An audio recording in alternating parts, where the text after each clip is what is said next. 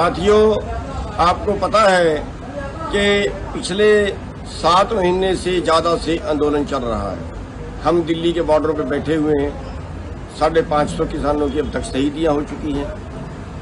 कई उतार चढ़ाव आए हैं, बहुत से मुकदमे दर्ज हुए हैं, हज़ारों लोगों के ऊपर मुकदमे दर्ज हो चुके, सैकड़ों लोगों की कुछ चोटें लग चुकी, लाठियाँ भांजी गई, बहुत कुछ झेल रहे हैं, लेकिन अभी तक आपकी बात मानी नहीं गई। संघर्ष कर रहे हो आप लोग।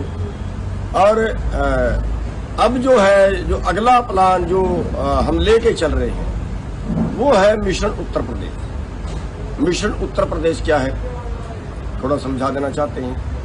5 सितंबर की एक रैली रखी गई है, उसके बाद वहाँ पे और प्रोग्राम दिए जाएंगे।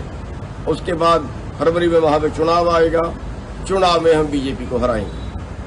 मिशन उत्तर प्रदेश, चुनाव में बीजेपी को हराएंगे। चलो मान लिया कि हम हरा देते हैं, क्या उसके हराने से हमारी बात मानी जाएगी? मेरी बात को कोई दूसरी तरह मत लेना कि मैं कोई विरोध कर रहा हूं। बीजेपी को तो हराएंगे ही, मिशन उत्तर प्रदेश तो करेंगे, उससे मैं काट नहीं कर रहा हूं। मेरी बात को थोड़ा समझने की कोशिश करिए, मैं कहां ले जा रहा हूं। बीजेपी को हरा देंगे, बीजेपी की जड़ें उखाड़ देंगे, लेकिन क्या फिर हमारी बात मानी जाएगी? पश्चिमी बंगाल में बीजेपी को हरा दिया तो क्या हमारी बात मानी गई? चलो हम सोचते हैं कि बीजेपी को बिल्कुल देश से बाहर निकाल देंगे, फिर मानी जाएगी। फिर भी क्या गारंटी है कि मानी जाएगी?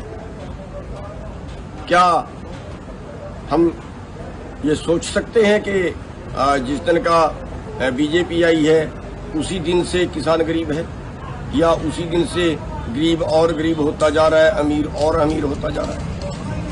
अगर हम पिछले 20 साल का इतिहास उठा के देखें तो 3.5 से 4 लाख किसान सुसाइड कर चुके हैं कर्जे की वजह से। 2 लाख के कर्जे में, 1 लाख के कर्जे में किसान आत्महत्या कर गए, और अरबों रुपए के कर्जे में एक भी आदमी आज तक देश में आत्महत्या नहीं की।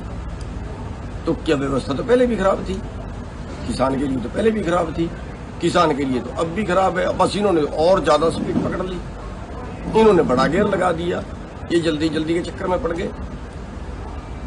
आज भी अगर आप देखें 7.5 महीने के इस आंदोलन में क्या एक बार भी अपोजिशन का ये बयान आया कि अगर हमारा राज आया तो हम इन कानूनों को तोड़ देंगे, हम इन कानूनों को खत्म कर देंगे, हम एमएसपी गारंटी का कानून बना देंगे?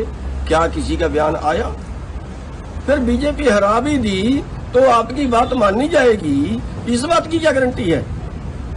और हम इतिहास देखें, हम इतिहास उठा के देखें। हरियाणा में 1993 में चौधरी भजन लाल की सरकार थी और उसने किसानों पर गोलियां चलाई, नीसे कांड किया, कादमा कांड किया, बहुत से किसानों को गोलियां मारी, बहुत से किसानों ने शहीदियां दी, अपंग हुए, गोलियां लगी।